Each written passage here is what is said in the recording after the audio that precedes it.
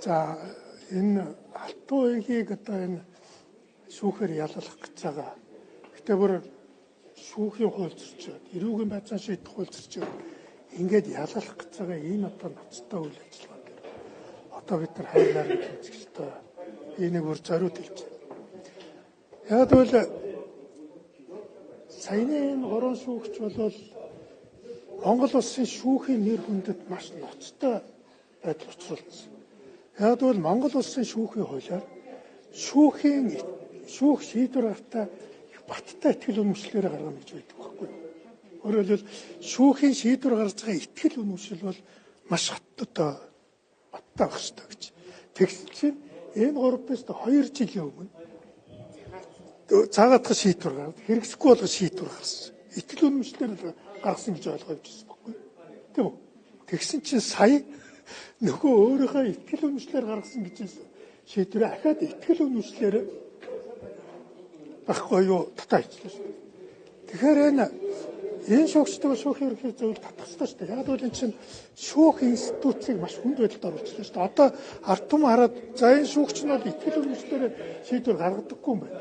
Шудраг шийдвэр гаргадаггүй юм байна гэдэг ийм аюултай ойлголт болж шүү дээ. Одоо шүүгчнэр нэг гаргасан шийдвэрээ хэд ч хувьлаад авах юм шүү дээ. Тийм биз? Гэхдээ нөгөө шүүгчийн итгэл үнэмшил. Яг бол шүүхийн ерөнхий зөвлөлт чинь энэ шүүхийн итгэл үнэмшлээр гаргасан уугүй юу гэдэг сахидаг хяндаг байгууллага байхгүй юу? Тэгэхээр энэ байгууллага одоо татах хэрэгтэй энэ гурван шүүгч. Хоёрдугаар шүүгчдэд бол би зориуд хэлээд байгаа.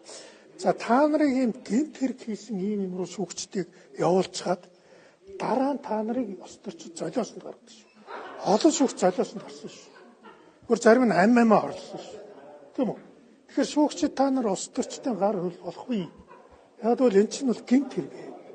Тийм үү? Энэ өөрөө маш ноцтой албан тушаал оруулаад ашигласан хүнд ялтай гэмт хэрэг байхгүй.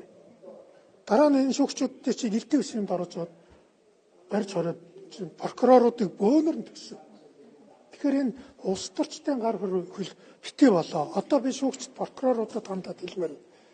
Та нар өөрсдөө хараат бас байдал шүүх институтын хараат бас байдлахад төлөө дэмж. Бид дэмжиж, иргэд бид дэмжиж. Та нарын улс төрчдийн захиа даалгавраар явдаг бол эрхчлөлөөгөө олж.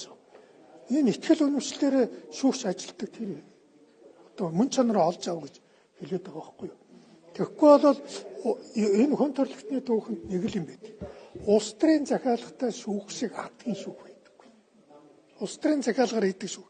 Шүүх бол алдаа оноо гаргадаг. Гэхдээ улс төрийн захиалгаар ажилтдаг шүүх дандаа аюултай байдаг. Ийм учраас үүнийг сайн 26 оны өргөлж нэр дэвшнэ гэж 27 оны өргөлж нэр дэвшнэ гэснээс үүдээд дахин энэ хэргийг сэргээж ийн гэж таардж байна уу? Үүдөө хардах гэж одоо би өөр итгэл үнэмшилтэй. Өөр сэтгэл бол батар. Гэхдээ та нар бодоод үзтээ. Уг нь одоо нөгөө зүгээр л алтан уяг одоо ингээд манай нам дотор угаасаа хэн нэр дэвшгүй гэж ярьж байгаа шүү дээ. Ганц төмөрчлөл нэр дэвшнэ гэсэн санаагаа хэлж байгаа. Энэ санаанууд алтан уяг санаагаа хэлж байгаа. Бас улсууд хэлж байгаа угаасаа.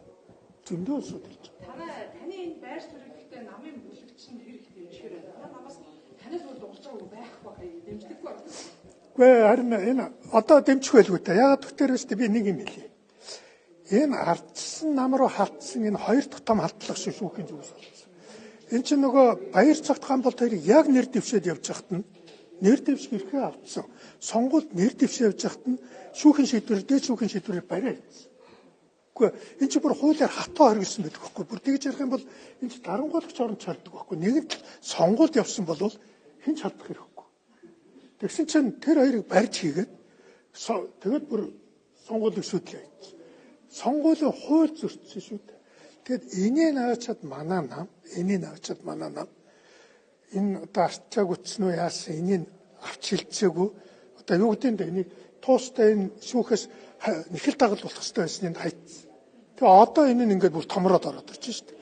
Тэгэх юм бол одоо би улсын хурлын гишүүдтэй хандаж хэлмээр байна. Одоо та нар энэтэй тэмцэхгүй бол 28 онд хэн нэр дэвших нэг дэвшгүй улс төрийн захиалгаар шүүх шийднэ.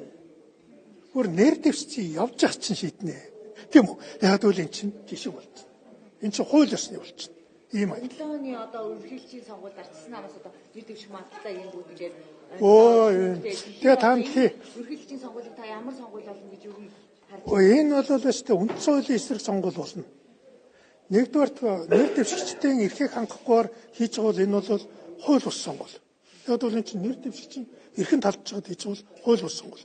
20 оны сонгуулийг би мэдээлэлгээд та нар энийг хууль бус сонгуул гэж зарлаач. Яг бол 2 хүний асуудал яриаггүй.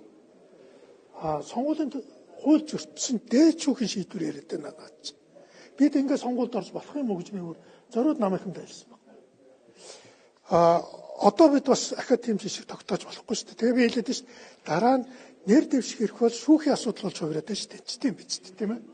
Тэгэхээр зэрэг энийг бол ерөөсөө ийм зүйл рүү огт явж болохгүй. Их хурлын гишүүд энийг ойлгоорой. За юу.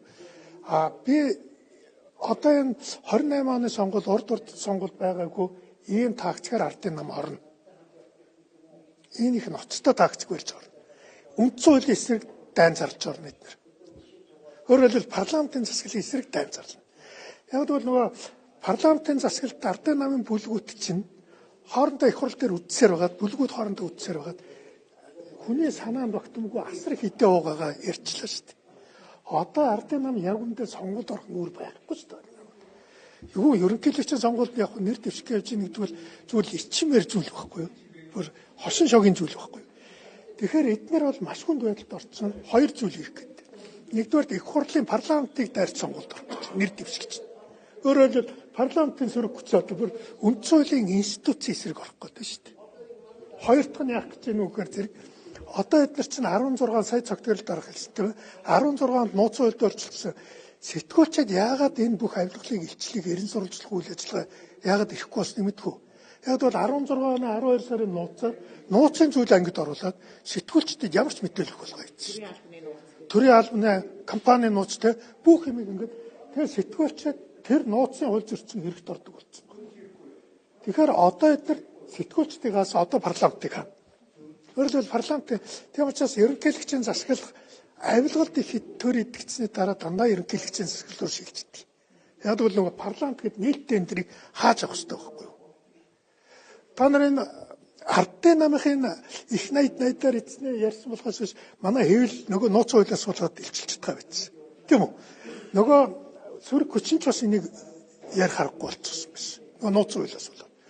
Тэгээ энийг нөгөө өөрсдөө гаргаж ярьсны буйнаар одоо бүлгүүд нь өөрсдөө. Тэгээ одоо энэ баларсан ойлгоцоор. Ер нь бол ардын нам бол дарангуул руу явах нь гарцаагүй. Эдгээр дээрэмчид хоорондоо юмаа булаацалж чаад дээрэмчдийн бүлэг бүх юмаа илчлээ хийчихлээ. Гүр инээдэнтэй байдлаа. Одоо ард түмэн чинь ингээд харлаа шүү дээ. Дээрэмч нь тонолчтол байсан биз дээ. Ямар юм нам. Дээрээс нь би нэг зүйл хэлээ. Ардын намыг тарах ерөнхийлөгчийн зарлиг хിവэрэ байгаа шүү. Юу, танай нам одоо алтуугийн ялснаас болоод лидергүй болчихлоо шүү. Та ерөнхийлөгчийн сонгуульд нэр дэвших бодлоо. Үгүй би бол ерөөсөө одоо нэр дэвшүүл хотын дарагдаа л нэр дэвшинтэй. Би улс төрд оруулах хотын дарагдаа л. Тэрнээс биш. Зөндөө бий манайд бол өстой. Ганцхан тэр юм ингээд барьж хараад тахгүй. Одоо алтуугийг л одоо яг тэгчих гэлээ. Тэгээд тэгээд ган төмөр харин тий одоо болохгүй шүү дээ ингэж. Одоо манай ган төмөр нэр дэвшиж байгаа улсууд одоо алтуугийн хажууд очиж зогсох хэрэгтэй. Ер нь алтуугийг нэр дэвших эрхийг хууль ёсны нэрхийг эрхийг сэргээхгүй бол манай нам ер нь ерөнхийлөгчийн сонгуульд орж болохгүй шүү. Ерөнхийлөгчийн сонгуулийг бүх нийтээр бойкотлох хэрэгтэй. Яг бол ороод ялагчвал тэрийг хууль ёсны болгоод өгчдөг байхгүй болно. Нөгөө өөрөө орцсон тийм үү? Дараа нь хэлэхгүй болчдөг байхгүй. Тэгэхээр орж болохгүй шүү дээ чинь. Тийм биз дээ ингээд нэр дэвшигчнэр байруулаад сонгуульд орж болохгүй. Зөвөр бид бол шууд хувьсгал руугаа л орох хэрэгтэй. Одоо болоо шүү дээ чинь. Та бас хотын дарга болол гэж байна. Таны үед бол хот маш сайн хөгжсөн гэж иргэдчилсэн ан сайтай. Энэ удаагийн хотын дарга та ямар